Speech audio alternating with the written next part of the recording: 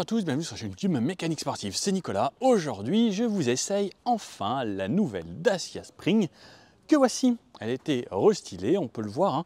Au niveau du look, elle change pas mal, au niveau de l'intérieur également, pas mal d'évolution. Je vais vous remontrer un petit peu tout ça, je vous l'avais déjà présenté en studio pour les plus curieux et qui suivent la chaîne. Tous ceux qui sont abonnés, normalement, voient à peu près tout. Mais là, je vous fais un essai complet, on va faire de l'autoroute, la nationale, etc. Un test d'autonomie, puisque oui, moi j'aime bien vous tester tout ça dans les meilleures conditions et surtout avec tout type de route. Climatisation, il fait soleil aujourd'hui, on va voir ce que ça donne niveau consommation, comment ça évolue, comment ça accélère, bref, toutes les conditions. La Spring 2024-2025 en gros, parce qu'il y a eu pas mal de restylage. Elle est sortie en 2021, elle s'est déjà vendue à 150 000 unités ici en Europe. Ça marche plutôt pas mal, hein. C'était une des voitures les plus vendues en électrique, parce que c'est celle également qui a cassé le prix des voitures électriques. Et on va dire, elle est arrivée à l'époque à un moment où c'était vraiment pas cher. Parlons prix d'ailleurs, pendant qu'on est sur les tarifs.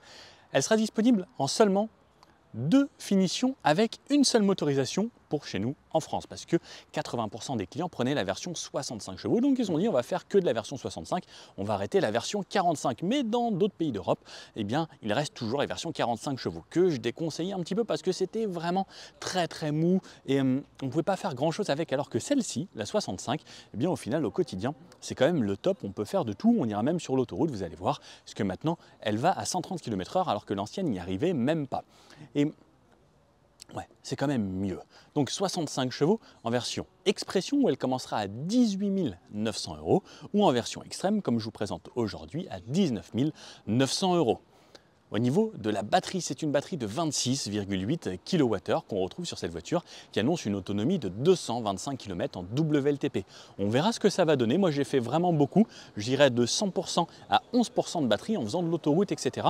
Donc, ça vous donnera un vrai aperçu d'un mix plus réel, voire même un petit peu hors de l'usage de cette voiture qui va faire plus de national autoroute alors qu'elle est plutôt destinée à la ville. La plupart des utilisateurs de cette Spring ont une moyenne de 37 km par jour. Donc si elle fait plus de 200 km, autant vous dire que ça tient la semaine normalement sans trop de soucis. Au niveau de la recharge, on pourra recharger sur une prise domestique en 11 heures, on pourra faire un petit peu plus rapide sur une 16 ampères, un petit peu comme une plaque de four, là où ça rechargera en 7 heures. Et si on prend en option le rechargement rapide, qui est une option à 500 € pour monter à 30 kW, si on met une borne ou qu'on recharge sur des bornes en ville ou sur nos trajets, là, ce sera beaucoup plus rapide. C'est-à-dire un 20 à 80% en environ 45 minutes. Bon, on va dire à peu près 1 heure après pour recharger jusqu'à 100%. Ce qu'il faut savoir, c'est que les 20 derniers pourcents, eux, prennent un petit peu plus de temps à charger. Donc 45 chevaux, on n'en a plus en France. 65 chevaux, on les a ici. Un 0 à 100 en 14 secondes à peu près, c'est quand même beaucoup mieux que les quasiment 20 secondes de la version 45 chevaux. On verra même que le 0 à 50, c'est entre 4-5 secondes. Ça marche plutôt bien pour la ville, c'est hyper réactif et j'ai bien aimé.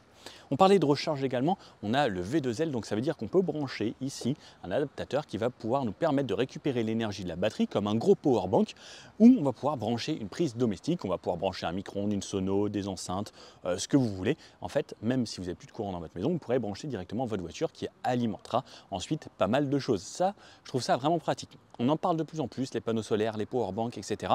Et les voitures vont servir à l'avenir également à recharger et à faire des économies d'énergie. Il y a quelques avantages, on en reparlera un jour si je vous fais une vidéo dédiée plutôt aux batteries, etc. Tout ce qui est mobilité électrique.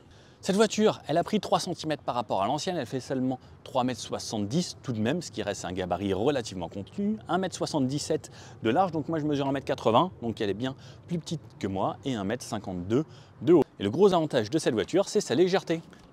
Ouais.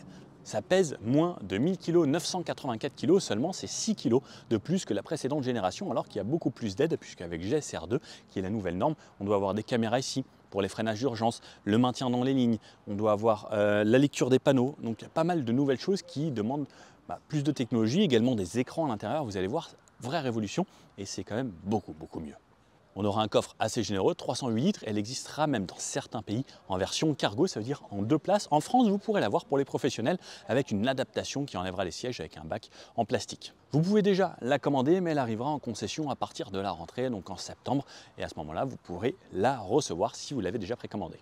Sur cette nouvelle Spring, quasiment tout est neuf, il reste que le toit et les rétroviseurs qui n'ont pas changé, sinon tout a évolué, les designs différents, cette partie à l'avant et Je reviens rapidement sur le tout, mais le plus important aujourd'hui, ça va être d'essayer parce que je vous l'ai déjà présenté en studio. Alors, sur la partie avant, comme on peut le voir, l'évolution, on garde toujours ce capot avec cette forme ici hein, qui distingue toutes les Dacia. Toujours un mono essuie-glace juste ici. Pareil, hein, économie, et pareil pour vous, ça ne vous coûtera qu'un seul balai d'essuie-glace. Mais souvent, ils sont vendus par deux, il me semble, mais il y a certaines sociétés qui les vendent à l'unité.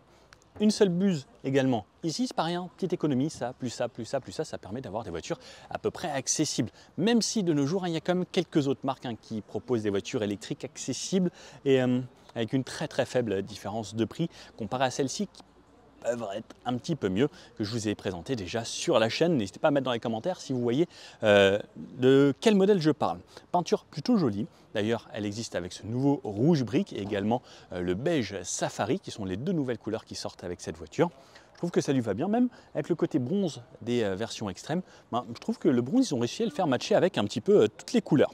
Ensuite, le nouveau logo Dacia ici, qui sert à recharger cette voiture. Donc on vient ici en dessous, à l'endroit pour ouvrir cette trappe, et de ce côté là donc la trappe de recharge. Comme je vous disais, on peut avoir en option la recharge à 30 kW pour le chargement rapide, sinon c'est du 3,5 ou du 7 kW. Ensuite, donc pareil, la nouvelle signature lumineuse de chez Dacia qui ressemble vraiment à un mini Duster. J'ai toujours dit, la Spring c'était une sorte de mini Duster, et là pareil, on a repris ces codes très verticaux, un peu plus agressifs. Ça a bien changé. On a des petites ampoules là ici, et surtout l'éclairage, les pleins phares et autres, ce sera cette partie basse juste ici avec un bloc dédié. Là on retrouve quand même des ampoules, c'est pas encore du 100% full LED. Ça arrivera peut-être un jour quand, même si le LED est quand même devenu accessible, mais ça reste toujours pour différencier un petit peu les gammes. Ensuite, partie plastique ici, c'est les plastiques teintés dans la masse, également qu'on va retrouver autour des arches de roue. Donc noir, gris ici avec des stickers où on aura en gros la forme des villes, le support de plaque en plein milieu et une petite lame ici assez jolie avec quelques entrées d'air quand même pour pouvoir aller refroidir le pack de batterie si besoin. On retrouvera en option, alors je vous l'avais montré dans la vidéo en studio, on ne l'a pas présent aujourd'hui, sous ce capot on pourra mettre un petit coffre avec une petite boîte qui permettra d'avoir une sorte de frunk. Donc pour l'ouvrir, c'est toujours ici à l'intérieur comme n'importe quelle voiture, et ensuite on va pouvoir soulever pour pouvoir y arriver. Donc on ne l'a pas dispo, mais il y a quand même énormément d'espace. Ici on pourra mettre une boîte en plastique qui nous permettra par exemple de pouvoir ranger nos câbles. Alors sur le côté, pareil, on reconnaît toujours cette T-Spring mais qui évolue. Surtout ce que j'aime bien, c'est ce petit rappel Spring ici sur ce sticker, alors qui est à la fois mat et brillant, qui nous donne une petite texture. Les vitres, il me semble que ça ressemble quand même pas mal à l'ancienne, avec ces parties plastiques, les entourages, on a quand même des grandes fenêtres, assez simples. Entourage noir, pareil, avec des caoutchoucs, des parties noires ici en mat. C'est plutôt joli, l'avantage c'est que ça ne se raye pas avec les chiffons lorsqu'on va nettoyer. Des petites poignées très simples ici, ça je pense qu'on les retrouve également sur les anciennes. Et le petit sticker ici, puisque version extrême, donc pour amener un petit peu de relief. Les arches de roue évoluent, donc avant c'était bien arrondi ici, maintenant on a ce petit rappel ici qui creuse, qui donne comme si c'était inséré là, ça, pareil, plus il y a de forme, plus ça paraît un petit peu viril, c'est assez sympa. L'avantage c'est que maintenant également on est passé en jante de 15 pouces, avant c'était du 14 pouces, ils ont changé un petit peu les pneus, donc ils sont un petit peu mieux qu'avant, même si ça reste encore des pneus assez entrée de gamme. Bon, je vous montre l'intérieur juste après. Au niveau du freinage, frein à tambour à l'arrière, frein à disque à l'avant, on a quand même une récupération au freinage en électrique, et également surtout ce qu'on aura c'est un nouveau mode B qui va nous permettre une régénération avec seulement la pédale d'accélérateur, donc on pourra relâcher et avoir un freinage comme sur la voiture qui était un petit peu plus haut de gamme. Ça fait du bien que ça arrive quand même sur cette Spring, on le testera. Un petit coup de 3 quarts arrière parce que vous savez que j'aime bien les 3 quarts arrière, donc voilà à quoi elle ressemble cette voiture. C'est un petit peu bombé ici et on peut le voir sur l'arrière, c'est tout nouveau avec ce grand bandeau pareil qui élargit un petit peu cette voiture qui paraissait vraiment très compacte, mais je la trouve assez mignonnette. Donc comme vous pouvez le voir, petit gabarit, je ne vous ai pas parlé du diamètre de braquage, c'est 9,60 m entre murs, 9,63 m exactement. Sur l'arrière, plein arrière, donc là vous le voyez bien, c'est nouveau bloc optique allié par ce grand bandeau qui également est très texturé lorsqu'on touche, j'adore, c'est à la fois c'est zébré on va dire entre du mat et du brillant et on ressent vraiment cette différence de texture, c'est très agréable lorsqu'on touche comme ça, j'adore. Comme c'est une extrême, le Dacia est noté ici en version bronze, sinon c'est en blanc. Le petit essuie-glace qui n'a pas évolué, toujours la petite buse là-haut, l'antenne, toujours cette grande antenne en caoutchouc, le troisième feu stop intégré sur la vitre arrière, ces feux en forme de Y comme on retrouve sur toutes les Dacia maintenant, et par contre à l'arrière ce sera des ampoules pour tout. le petit bouton pour ouvrir le coffre, j'y reviens juste après. On a le spring électrique ici pareil avec un sticker, donc ça évite d'avoir des trucs chromés ou autres, c'est plutôt pratique. Si on veut l'enlever, c'est plus facile également. Si on veut en changer, eh bien, ce sera plus facile également. Grosse partie ensuite tout en plastique avec le même concept que l'avant. On reprend des plans de ville ici avec marqué le SIV 60, donc pour la version qu'on a 60-65 exactement pour la puissance que l'on retrouve, et de petits réflecteurs sur les côtés. Lorsque j'ouvre le coffre, j'appuie sur ce petit bouton, ça vient s'ouvrir. Une petite plage ici en dur avec des caoutchoucs pour ne pas qu'elle bouge. On peut mettre une baguette de pain là-haut, voire deux. Au niveau du coffre, c'est un des plus généreux de sa catégorie. On a 308 litres, c'est 6% de plus que l'ancien modèle. Également, et 308 litres dans la catégorie des petites citadines, eh bien, ce n'est pas rien. Regardez, là par exemple, j'ai ce gros sac ici, mais il y a encore pas mal de place, puisque donc j'ai ça. J'ai mon petit pull là, j'ai ce sac là, j'ai ce câble là, j'ai ce câble là pour la maison. Hop, j'ai un petit badge ici. Ensuite, il y a même un sous-plancher où on aura encore quelques petits compartiments de rangement avec le triangle, le kit anti-crevaison et le petit adaptateur, si vous l'aviez pris, V2L pour pouvoir connecter juste ici votre prise. Ça, vous le pluguez dans la voiture, là vous soulevez et là vous pourrez accéder justement à la recharge sur cette auto. Hop, je le range à son petit endroit prévu pour lui. Je sais, vous insistez à chaque fois. Le Nico rentre bien sûr dans 308 litres et assez facilement d'ailleurs. Il y a pas mal d'espace. Hop, pour ressortir contre des petites voitures, c'est souvent plus difficile. Bon, quelque chose d'assez simple ici à l'arrière.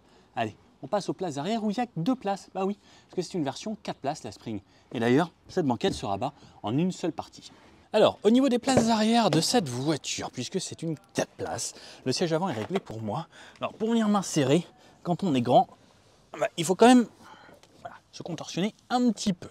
Donc, Nicolas, 1m80. Je relève mon appui-tête. Je viens fermer cette portière qui est, elle, entièrement en plastique. Et on a quand même les vitres électriques qui ne descendent pas jusqu'en bas. Alors, moi, je mesure 1m80. Lorsque je me mets vraiment droit, ma tête vient toucher là, juste ici. Si je tourne la tête à gauche, je tape là. Si je suis assis tout au fond, mes genoux sont dans le siège ici. Et moi, je conduis quand même assez proche du volant. Il ne faudra pas oublier, si on est une petite famille de 4 personnes de moins d'1m70, ça devrait le faire. Si on est 4 grands, ça peut être plus compliqué. On a quand même les fixations Tap Taser et Isofix sur les 2 sièges d'extrémité ici. Par contre, l'avantage qu'on a, c'est quand on est 4, parce qu'on sera que 4 maximum, les 2 personnes à l'arrière auront de l'espace au moins pour eux au niveau des bras, donc on peut même se décaler un petit peu si on souhaite et dépasser un petit peu là. Par contre, ces sièges sont énormes, ils prennent toute la visibilité, c'est un gros truc à plat. Alors, c'est pas très sexy vu de l'arrière. La plupart des gens, souvent, ce sera pour un jeune couple ou 2 personnes. L'avantage, c'est que ça reste quand même un gabarit relativement contenu, mais en vrai, on a quand même assez de place. Et si je me mets juste un petit peu plus bas, ça va. Par contre, j'évite les genoux ici si c'est quelqu'un de grand qui conduit. Après, si c'est quelqu'un de plus petit, on aura un poil plus d'espace.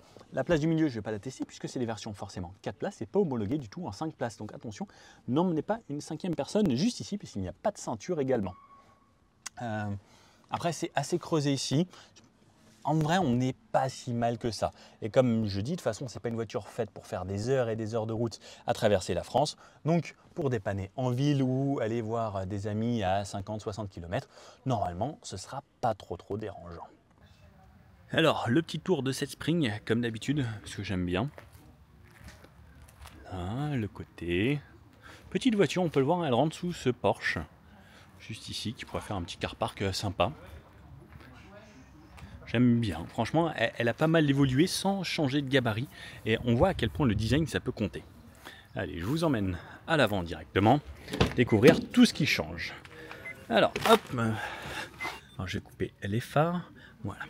Donc portière à l'avant également, tout en plastique avec de grands bacs de rangement. Ce qui est bien, c'est que vous voyez, les bouteilles, et je peux les mettre assez loin, on pourrait en mettre, pas mal ici, hein. Je ne sais pas si une grande passerait ici, peut-être qu'une 1,5 litre ça passerait juste, mais on peut voir qu'il y a quand même pas mal de place. Donc ça, on a la même chose des deux côtés. Ensuite du plastique très basique des deux côtés, mais un petit peu retravaillé sur cet endroit-là quand même, et la poignée pour ouvrir. Vous pouvez voir qu'il n'y a pas de commande de fenêtre ou de rétroviseur sur la porte, parce que ça se situe à d'autres endroits. Allez, là ici, le réglage de hauteur des blocs optiques.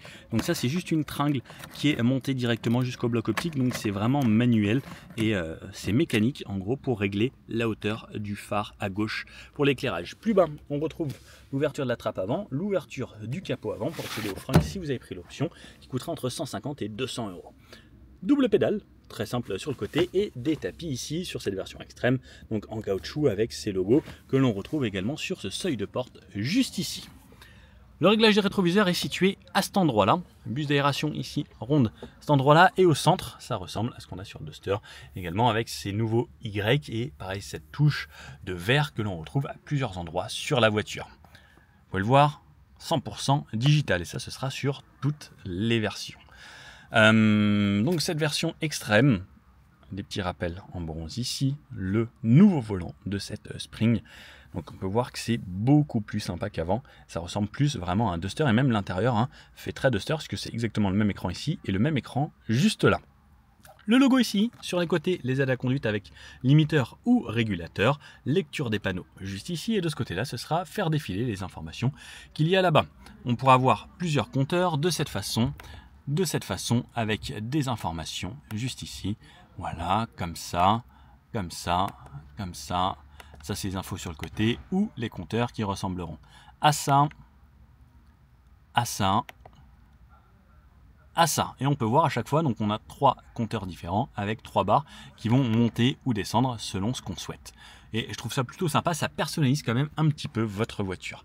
On a un entourage blanc ici qui est assez joli, donc on peut le voir là. Ça amène un petit peu de touche sympathique dans la voiture, tout comme celui-ci. Donc c'est le même blanc, je trouve qu'il est très très beau, un beau blanc, tout comme dans les bacs de porte. Là, de ce côté-là, on retrouve les essuie-glaces. De ce côté-là, on retrouve les clignotants et de quoi régler les feux et phares. Ça, c'est ce qu'on retrouvait sur la Clio 1, je pense. Je pense que sur la Clio 1 ou la Clio 2, il y avait ça déjà. Et c'est toujours les mêmes, exactement. Ils sont tout pareil, toujours pas ébavurés là sur le côté. Et dites-vous qu'à un moment, ils mettaient ça sur les Alpines. Les premières Alpines A110, elles ont ça, le même, tout pareil. Donc on peut choisir Bluetooth, radio DAB, radio FM ici et les sources, pareil de ce côté-là. Plus fort, moins fort et juste ici, décrocher au téléphone ou justement couper le son. Le son est plutôt correct, je vous en reparle un petit peu pendant cet essai lorsque je vais écouter un petit peu plus la musique. Écran ici, donc on a pareil des touches de volume au cas où on est passager pour pouvoir régler ou éteindre l'écran. Et ensuite cet écran est de très très belle qualité, franchement il n'a rien à envier à d'autres voitures beaucoup plus haut de gamme, plutôt bien, une définition relativement correcte. Il est assez rapide, comme d'habitude chez Dacia. On a les infos ici. Là, je reviens là. Android Auto, Apple CarPlay en sans fil ou en filaire comme vous voulez. Téléphone, communication, la musique, la radio, la touche Home juste en haut. Et là, donc on a nos petits widgets de base ou les réglages de la voiture à cet endroit-là. Avec les réglages, on pourra y accéder de cette façon. On a la navigation maintenant qui est intégrée également à cette voiture avec Here. Donc ça s'appelle Here en anglais. Voilà. Mise à jour, donc tout se fait en over-the-air maintenant grâce à toutes les nouvelles technologies. Il fait 33 degrés aujourd'hui, je me disais que j'avais un petit peu chaud. Effectivement, je comprends. Donc, hier, navigation. Ah, il était peut-être en train de faire une mise à jour. Ok. Bon, voilà à quoi ça ressemble. On a l'impression que ça ressemble un petit peu à Google Maps ici, au niveau de la cartographie. C'est plutôt bien fait, c'est assez joli. Je peux ensuite, par exemple, programmer là des boucles avec là un itinéraire. Si je veux me faire un itinéraire comme ça pour cet été, eh bien, je pourrais le faire. Hop. Pas de planificateur d'autonomie ou ce genre de choses, mais je peux lancer par exemple une boucle ou une destination. Si je dis Paris par exemple, allez, bien, on va à Paris. Il y a un petit son qui est assez sympa. Allez, Tour Eiffel. Bordeaux à la Tour Eiffel. On va voir combien de temps. Ça prend un petit peu de temps. Ok, 488 km. Allez, c'est parti. Je vous lance le GPS pour vous montrer un petit peu à quoi ça ressemble. Mise à jour. Hop, aller vers le nord-ouest, se diriger. Et j'ai donc 5h30 avec 606 km au final en passant par les routes comme ça. Donc pas de planificateur de charge ou autre, c'est juste à vous de le faire avec votre application. Ensuite plus bas, cette partie est toute neuve, regardez en noir laqué. Alors je vous avoue que c'est très bien fini, ça fait voiture beaucoup plus classe et pareil les touches sont agréables, c'est vraiment des touches comme chez Renault. Donc on est passé à un niveau supérieur avec ces touches mat et au toucher c'est très agréable et pareil. là le détail est quand même poussé, pareil les petites molettes avec, vous voyez, les petits pics autour qui permettent d'avoir une bonne préhension et c'est plutôt bien. Les fenêtres s'ouvrent ici. Ça, c'est le safety perso pour pouvoir désactiver la lecture des panneaux, l'alerte de survitesse et autres. Vous pouvez personnaliser ce mode comme vous voulez. Verrouillage de la voiture. Warning. Le mode éco, si vous souhaitez rouler un petit peu moins vite et économiser un petit peu. Et faire en sorte qu'on ne puisse pas ouvrir les fenêtres. Là, c'est les commandes de clim. Donc là, ici, alors il faut l'allumer à droite, ici. Donc là, on peut voir la puissance. Et lorsqu'on a allumé sur 1, on peut régler sa température ici. Alors on ne sait pas à quelle température on le fait, c'est juste plus chaud ou moins chaud. Par contre, je ne sais pas si vous l'entendez, c'est quand même assez bruyant niveau climatisation. Et ensuite, où est-ce que je vais me faire ventiler ici? Recyclage d'air et des embuages arrière et avant, recyclage d'air. 2 ports USB-C, très bonne chose d'avoir mis de l'USB-C, parce qu'il y a des marques qui mettent encore des USB de base, et du U-Clip ici avec les accessoires qu'on peut mettre un petit peu partout. La prise allume-cigare est juste ici dans le coin, et là on a un grand bac. Alors peut-être le petit truc que je dirais, c'est que pour mettre son téléphone, il faut vraiment aller le mettre tout en bas. L'avantage c'est que ça incite à moins aller le chercher juste ici. Ensuite, la boîte de vitesse, c'est ça. Drive, je tire vers moi. Le mode B, également, il faudra tirer une deuxième fois. Alors là, elle sonne parce que je suis en moteur démarré et reculé. Donc quand je le fais comme ça, et ça m'affiche ma caméra de recul hein, assez basique qui est reprise du groupe Renault, qui mettent encore même sur des voitures beaucoup plus chères qu'on a également là. Comme c'est une voiture assez simple, on a encore notre frein à main en vrai frein à main, ce n'est pas frein du bout du doigt électrique, et pareil une petite zone ici en chevron. On retrouve donc ces sièges dont je ne vous ai pas vraiment parlé, avec ces gros appuis-tête ici en une seule partie, le logo Dacia directement à l'intérieur, et des petites parties avec des petits points blancs ici à l'intérieur, ça fait un petit peu effet voie lactée. Pareil, c'est du simili ici, c'est pas du vrai cuir, et comme c'est une version extrême sur piqûre, ici couleur bronze. Sur le côté, là-bas, un deuxième aérateur, une partie pour ranger téléphone, autre, ce que vous voulez ici. Tout est en plastique dur sur le haut, mais c'est plutôt joli. Et ensuite, une grande boîte à gants, ça c'est le gros avantage des voitures du groupe, c'est qu'elles sont très généreuses. Regardez, une feuille A4 rentre sans problème de cette façon. Et d'ailleurs, là, on a tout les specs de cette voiture. Voilà, vous faites pause si vous voulez. Ça vous permet de tout voir. Moteur électrique de 65 chevaux. Les autonomies, c'est ça, jusqu'à 305 km en ville. On va voir ce qu'on peut faire maintenant avec cette autonomie, cette voiture, et on va l'emmener dans toutes les conditions. C'est parti.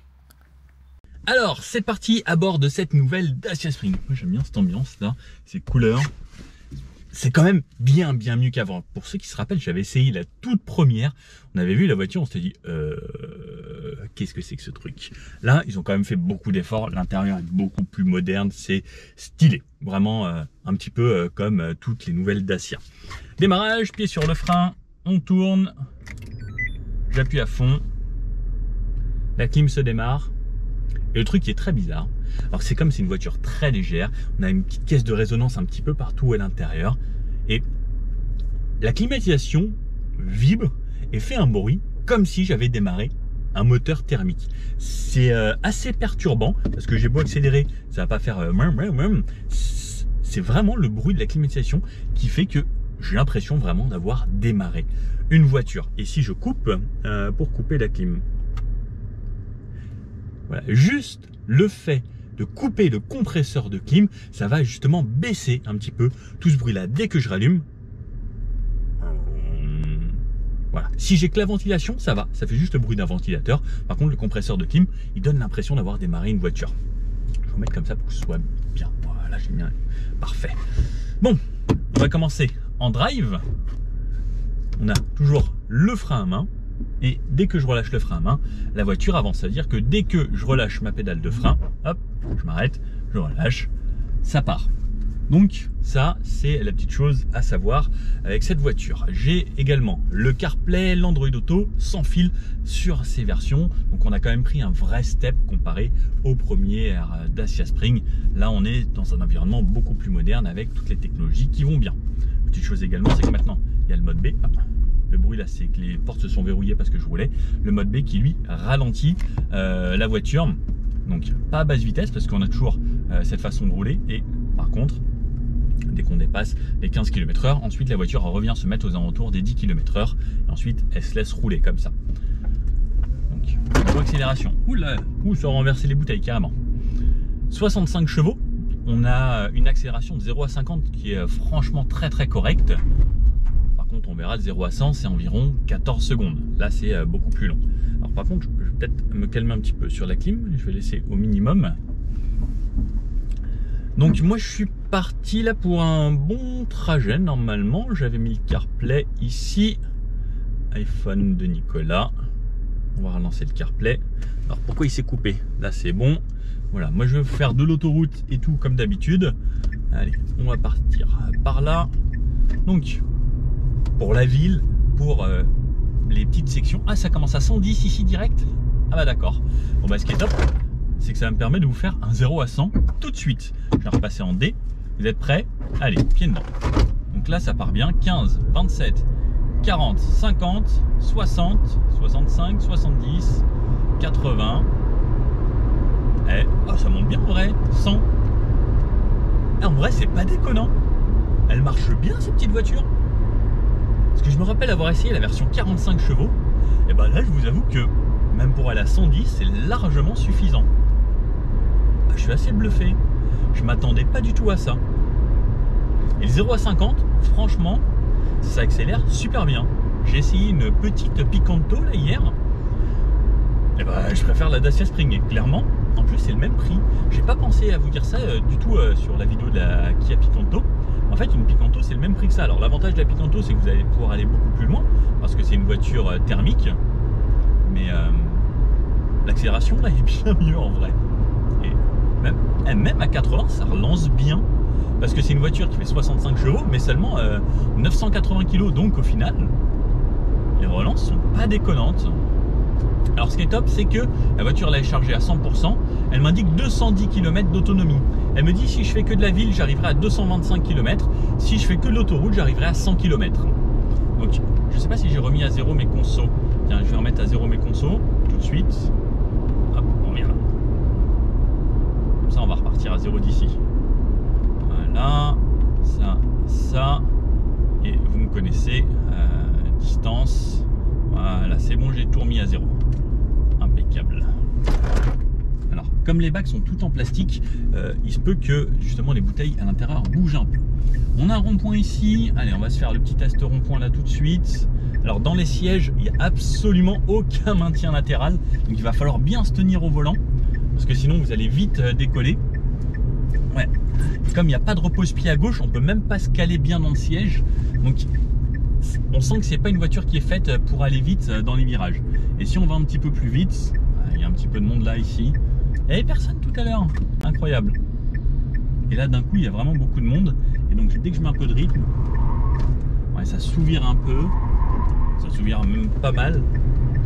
Donc on a toujours les pneus de la marque Linglong. À ce qui paraît, ils sont un petit peu mieux. Alors il faudrait le voir sur une route un peu différente et des ronds-points différents. Il était censé pleuvoir, j'aurais bien aimé tester sous la pluie. Mais je suis agréablement surpris par la réponse à l'accélérateur. C'est quand même assez bien. On a le régulateur également, ou le limiteur. Donc là moi je vais mettre mon régulateur, mode, hop, régulateur 80. Donc l'avantage de prendre la extrême, c'est d'avoir toutes les options, le grand écran, partout. Ça va. À 80,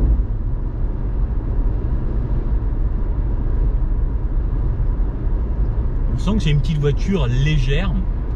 On entend un petit peu ce qui se passe autour. Là, on a un goudron relativement propre.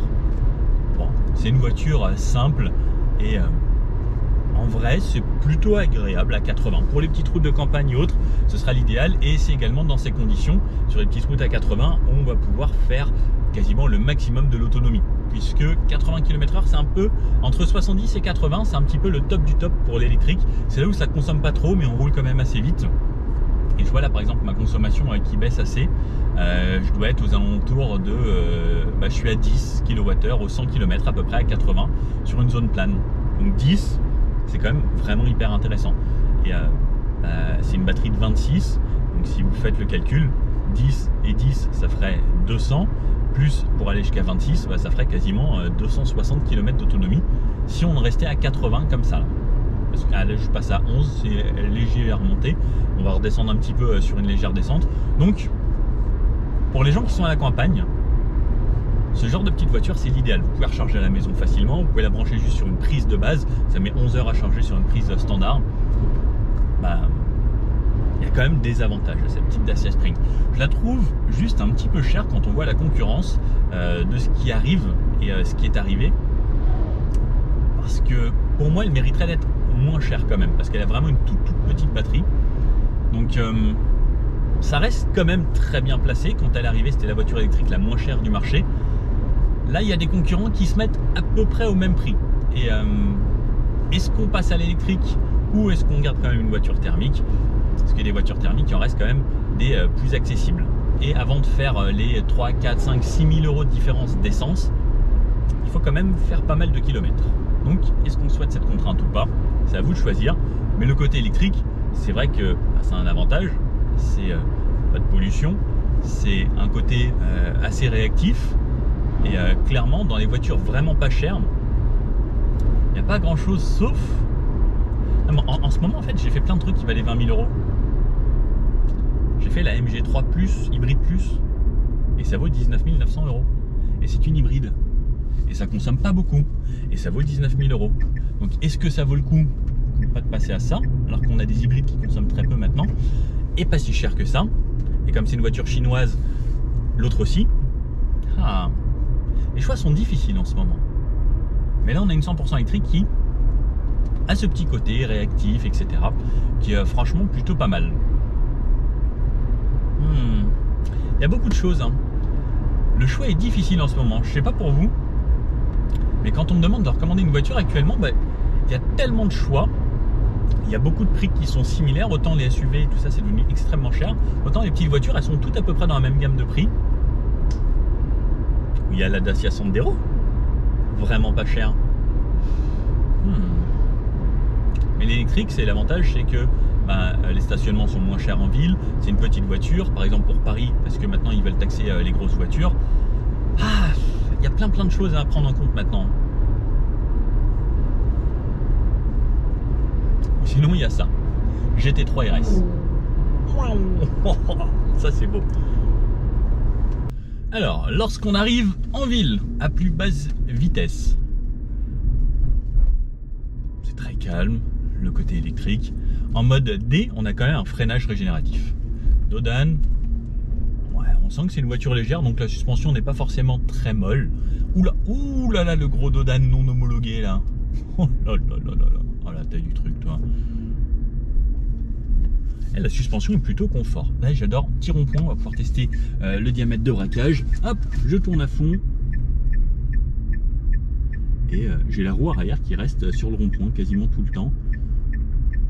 Ah, ça tourne plutôt bien. L'avantage hein, d'une petite voiture comme ça pour la ville. Je sais pas par où passer. Je vais tenter des trucs. Voilà, hop. Oh, le gros Dodane aussi là. Donc un petit peu de fermeté, mais ça fait pas de mal. On sent par contre lorsqu'on fait ça, la voiture franchement bascule de gauche à droite et ouais, c'est pas inconfortable du tout. Ça va. À 30 km/h, c'est hyper cool. Bougez pas. Avec le bruit de la clim. Ouais, ça va, c'est agréable. Pas tant que ça. En dessous de 30 km/h, on a le bruit piéton, donc qui se fait un petit peu entendre. Donc c'est le bruit, vous savez, quand les voitures électriques passent. Voilà. Et au-dessus de 30, on l'entend moins. Hop, allez, je vais aller par là. D'accord. Ah, c'est bon. J'ai pu me rattraper. Le volant, il est quand même assez grand. On a une bonne préhension. Plus rien à voir avec les anciens. Et c'est vrai que c'est pas mal. Donc ici c'est 50. Le 30 à 50. 50. Ok. Je pensais pas que dans une Dacia Spring, j'aurais été bluffé par l'accélération. Et ça marche super bien. Franchement, une accélération comme ça, il faut une voiture quand même avec un minimum de puissance ou être vraiment en deuxième et se dire vas-y, il y a le turbo qui est chargé, parce que ça accélère vraiment bien. Je suis assez bluffé. Alors ne pas rouler tout le temps comme un dératé et appuyer à 100% parce que sinon vous allez consommer beaucoup plus. Mais là pour le moment j'ai une moyenne à 11,1 kWh au 100 km, ce qui est vraiment pas mal. Et c'est très agréable pour la ville. Le côté électrique, moi j'aime bien. C'est justement cette réactivité, ce silence. Et je peux utiliser le mode B qui permet de régénérer encore plus sans avoir touché la pédale de frein. Par exemple pour la ville, ça me permet d'anticiper. Là voilà, il y a une voiture qui arrivait. J'ai juste relâché. Hop, là. Et j'y vais tranquillement. Et je réaccélère. Et comme je dis, en D, il y a déjà une petite récupération. En B, la récupération est juste beaucoup plus importante. Ça, ce bruit, c'est pour me dire, attention, le panneau, il est passé de 30 à 50. Donc soit j'appuie sur le truc ici, panneau, ce qui m'amène le régulateur qui va à 50, donc il y a une lecture des panneaux. Soit je dis le petit carré, voilà, la voiture roule à 50. Quand ça passe à 30, j'appuie sur le petit carré, elle va se mettre à 30, à la bonne vitesse à chaque fois. Donc ça aussi, ça peut être pas mal selon le type de route qu'on va utiliser. Par contre, ça ralentit pas au rond-point, donc on touche la pédale de frein, là c'est 30. Et quand on est en mode B, qu'on touche la pédale de frein, en fait, ça va freiner et d'un coup. Donc, ne pas oublier ça. Et sinon, on se remet en mode D. Hop, mode D, s'il te plaît. Parfait. Et donc, si je me remets, par exemple, mon régulateur, hop, à 50. Et qu'en mode D, alors je la laisse retourner à 50 pour vous faire la différence. Là, je suis à 50, je touche le frein. Hop. Donc, ça me coupe le régulateur. Par contre, juste une déaccélération très légère. Par contre, en mode B, comme je vous disais, si je me remets à 50, régulateur, là, je touche le frein, ça freine beaucoup plus fort. Faut juste pas l'oublier qu'on est en mode break pour créer plus de régénération. Je viens de découvrir un truc intéressant. Deuxième chose, c'est qu'il manque un accoudoir ici. Lorsque je freine, je suis en mode D, je touche très légèrement la pédale. En fait, elle va juste activer le mode B. C'est ça qui est très bizarre. C'est, j'ai pas du tout le ressenti de freinage comme une pédale de frein sur une voiture standard où je vais juste aller lécher les plaquettes gentiment pour avoir une petite décélération. En fait, dès que je lèche la pédale ici de frein, en fait ça passe, c'est exactement, regardez, je vous le refais là, je touche à peine la pédale de frein et je fais la même chose, je suis en mode D, je passe en mode B. Ça me fait la même sensation, exactement. Dès que je freine un petit peu, c'est comme si ça passait en mode D, B, qui est le mode break. Et ça me perturbe un petit peu. Parce que j'aurais bien aimé que ce soit justement comme un freinage de base, plutôt que ça. Et à la fin, par contre, alors je sais pas si vous allez entendre.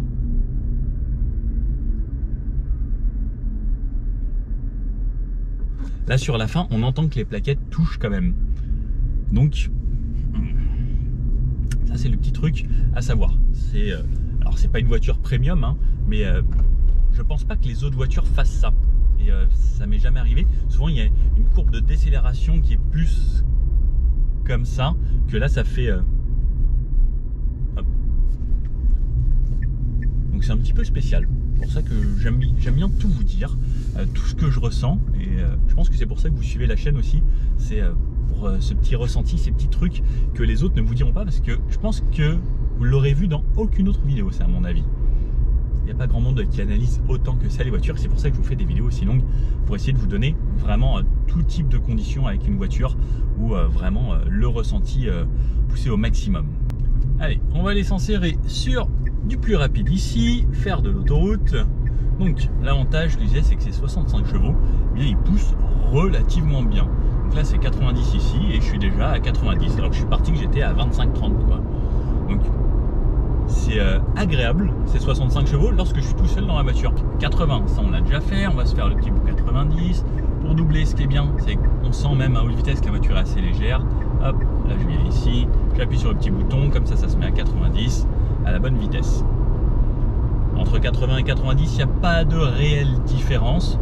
Là je suis sur un léger plat montant, je vois que ça augmente un peu la conso. Là c'est léger plat descendant, ça baisse un peu la conso.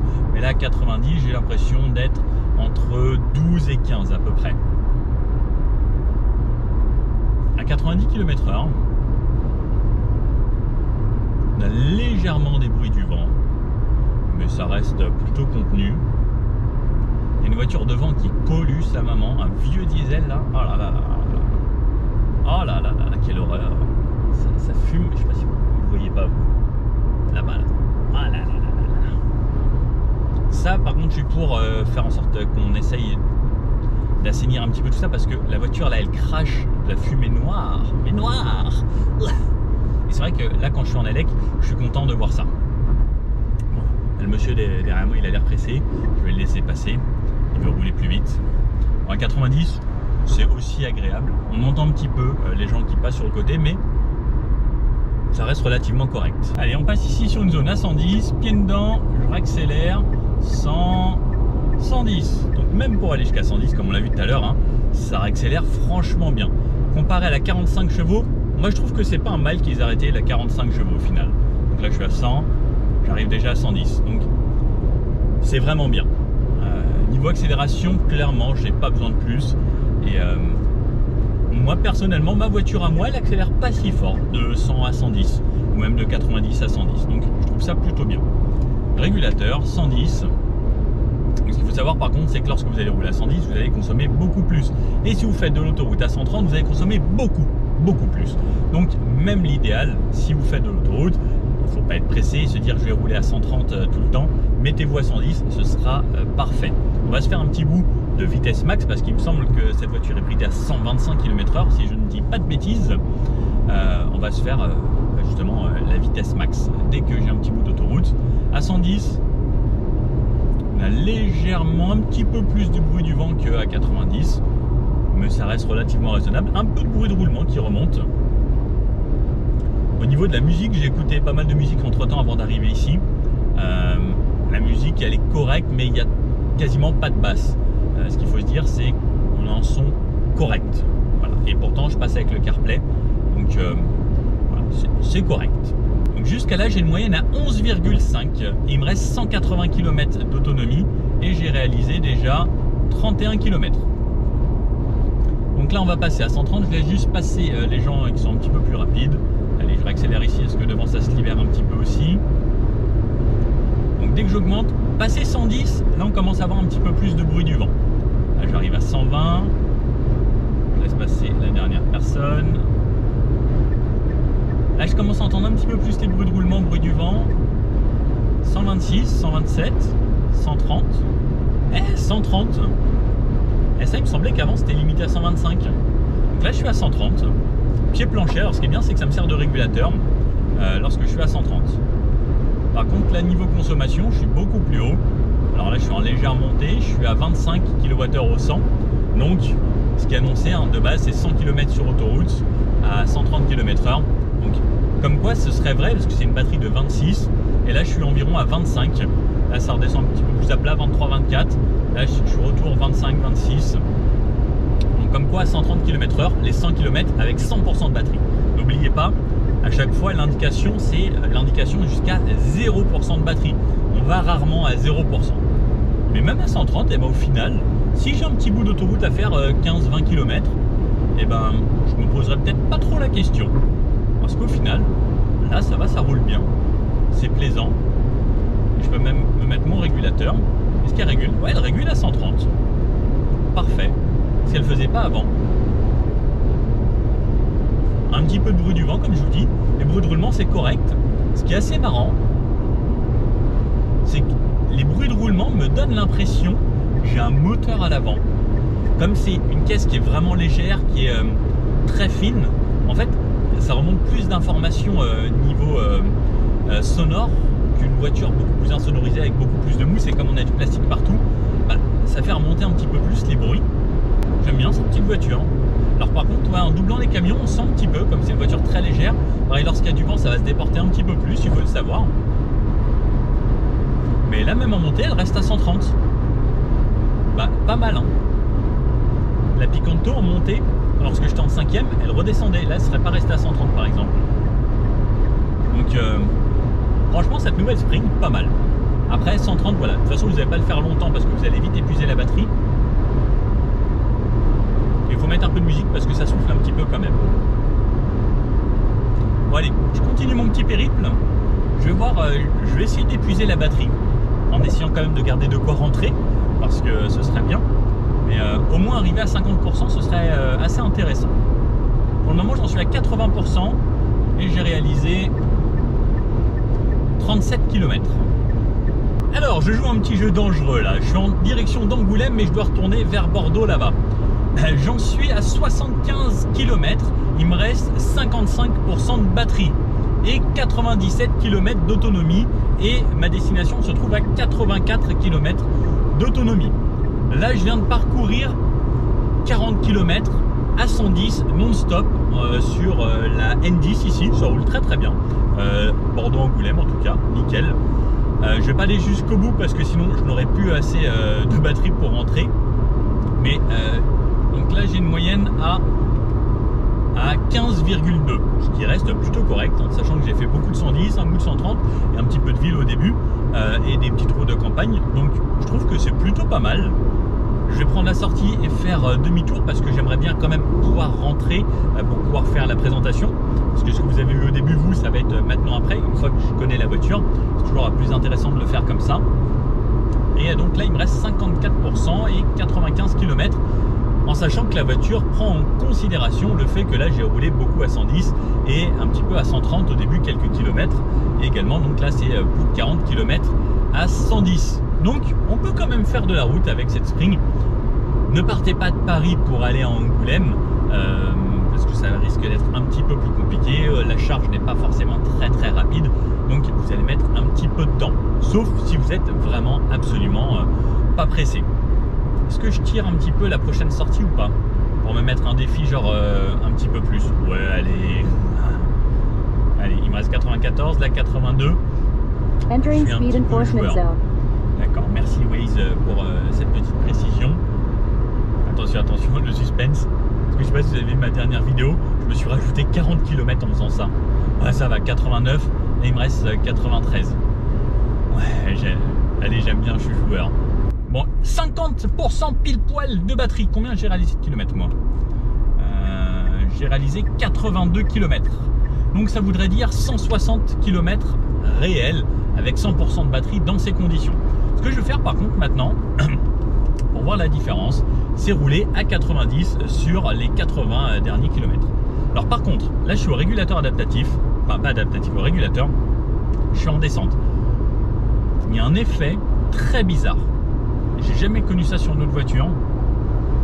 C'est comme elle est en descente, elle veut pas dépasser les 90. Donc elle met des coups de frein, coups de frein, coups de frein plutôt que de réguler gentiment. C'est un petit peu comme lorsque je touche la pédale de frein. En fait, il y a une phase où elle va régénérer de l'électricité, mais en fait, elle passe de rien à tout de suite. À tout de suite. Et en fait, ça me fait ça dans la descente. Donc elle passe à 90. Ah, je dépasse un peu. Ah, je freine. Ah, c'est bon. Hop, je relâche. Je relâche. En fait, ça fait des à-coups comme ça, 1 par seconde à peu près. Hop, hop, hop. C'est un petit peu désagréable. Et là, ça y est, ça repasse à plat ou en montée. Ça le fait pas. Par contre, en montée, il n'y a pas accélération, accélération, accélération. Ça reste bien en montée. Bon, intéressant. J'ai une moyenne à 15,2 kWh au 100. Donc, on a une batterie de 26. Donc, ça vous fait à peu près une idée de ce que ça représenterait. Donc là, je vais mettre un petit peu plus de temps pour faire le retour. Mais par contre, là, j'ai 82 km, 85 au compteur. Normalement, donc là vous voyez, il y a 3 km d'écart. Normalement, on devrait arriver avec ça. Mais comme je roule plus lentement cette fois-ci à 90, lui, il prend en compte le kilométrage. Dans tous les cas, lui s'en fiche de la vitesse. Par contre, lui, c'est adapté par rapport à ce que j'ai fait juste avant, sur les 100 derniers kilomètres en gros. Donc, on avait une moyenne à 15,1. Et ce qu'il faut savoir, c'est que là, on va rouler à 90, donc on va consommer un petit peu moins. Normalement, je devrais avoir une autonomie plus grande que les 3 km de différence en arrivant. Et ça, on verra, on essaiera de le constater. Bon, eh bien, petite zone de bouchon à l'approche de Bordeaux sur le retour. Et la différence, c'est déjà fait constater sur déjà quelques dizaines de kilomètres. 32 km restant ici et lui, il m'affiche 54. Donc, on peut voir que dès qu'on réduit un petit peu la vitesse, on a quand même un impact tout de suite assez rapide sur l'électrique. Et surtout, là, ça bouche un petit peu. Eh bien, les bouchons, c'est l'endroit favori des voitures électriques puisqu'on accélère un petit peu, on freine, donc on régénère, on accélère, on recrée de l'énergie, on recrée, on refreine, tout ça. Donc, voilà. Ou quand ça roule à basse vitesse, eh bien là aussi, un niveau conso, c'est assez raisonnable. Donc il me reste encore 32 km, on verra avec combien je vais arriver. À la base, j'étais censé arriver avec 3 km. Donc, je fais le petit débrief juste là-bas. Allez, j'arrive au point où je devais arriver, donc il me reste 700 mètres et la voiture m'indique 30 km restants. Donc on est passé de 3 km à 13%. Elle vient de me dire, avez-vous pensé au mode éco? J'ai bientôt plus de batterie. Mais il me reste 30 km, donc je pense que c'est au passage du 30 km. Elle se dit, excusez-moi chauffeur, est-ce que vous pourriez penser au mode éco? Alors, est-ce qu'elle est en mode éco là à 13%? Non. Sous 30 km? Non, ok. Je vais me rajouter un petit peu parce que je n'ai pas essayé le mode éco. Donc, ok, ça accélère toujours bien. Et je vais passer en mode éco cette fois. Éco, ok. Donc, éco cette fois-ci, ça me bride la voiture comme la version à 45 chevaux. Donc, des accélérations beaucoup moins puissantes. Ça suffit hein, pour le quotidien au final. On n'a pas besoin de plus réellement. Mais ça change quand même pas mal la donne au niveau de l'accélération et ce sera intéressant peut-être de se le mettre lorsqu'on n'aura plus beaucoup de batterie. Par exemple là il me reste 13%. La moyenne est redescendue à 13,2 kWh au 100, ce qui est vraiment pas mal, et j'ai réalisé 165 km et il me reste encore 28 km avant d'arriver à un réel zéro. Bon, le but c'est peut-être pas d'arriver à 0,0 mais c'est plutôt pas mal je trouve. La voiture se débrouille bien, c'est confortable pour une conduite relativement normale. L'autonomie, elle est suffisante pour le quotidien de la plupart des gens, à mon avis. Parce que, comme je vous disais, hein, on conduit rarement plus de 40 km par jour. Donc, clairement, pour le quotidien, je trouve ça top comme petite voiture. On n'a pas besoin de plus gros. Et je voulais tourner là, mais c'est chez quelqu'un. C'est plutôt bien. Bon allez, je vous refais un petit débrief en ressortant. Bon alors, cette voiture, qu'est-ce qu'on en pense? Eh bien, ça reste une Dacia. Hein. Comme d'habitude, on a l'essentiel dans cette voiture. La base, tout ce dont on a besoin. Ce que j'aime bien, c'est comme l'évolution technologique, les aides à la conduite, etc. L'écran qui est quand même vraiment bien. Ça amène de la facilité, le CarPlay, l'Android Auto sans fil, je trouve que c'est bien.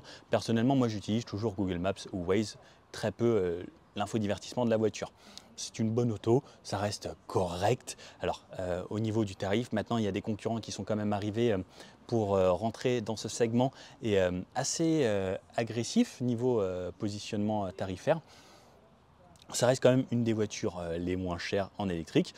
L'autonomie, comme vous avez pu le voir, hein, en faisant de l'autoroute et en faisant un petit mix, 170 km, il me reste environ 10% de batterie. On peut faire les 200 km annoncés avec 100%. Attention à pas trop vous approcher des 0% également. Les batteries n'aiment pas être totalement déchargées. Ça, il faut y faire attention si on veut garder sa voiture assez longtemps. Si vous la prenez en LOA, bon, ce n'est pas votre problème, hein, c'est pas très grave puisque dans 3 ans, vous rendez la voiture. Pareil en LOA, il y a des trucs des fois assez intéressants selon comment vous achetez votre voiture. Malheureusement, comme c'est une voiture fabriquée en Chine, il n'y a plus de bonus. Donc Dacia a un petit peu réduit le prix tout de même. Il va y avoir des nouvelles taxes, etc. Donc à voir ce que ça va donner. Mais la concurrence arrive et c'était très bien à l'époque de lancer cette voiture à un prix vraiment accessible. Le fait qu'il n'y ait plus la version 45 chevaux, moi ça ne me dérange pas forcément parce que celle-ci est quand même vraiment mieux. La version 45, alors pour les gens qui avaient des budgets un petit peu plus restreints encore, c'est vrai que c'est peut-être un petit peu dommage, mais ça faisait 80% des ventes, cette motorisation 65 chevaux. Donc je comprends qu'on se dise, on n'en a pas forcément besoin. Il y a des pays où ils sont vraiment beaucoup plus pauvres, et ils prennent des versions 45. Donc voilà, n'hésitez pas à me dire ce que vous en pensez. Et puis si vous avez bien aimé cette vidéo, le petit pouce bleu comme ça, n'hésitez pas à vous abonner. Et puis je vous dis à bientôt pour une prochaine vidéo. Allez, ciao!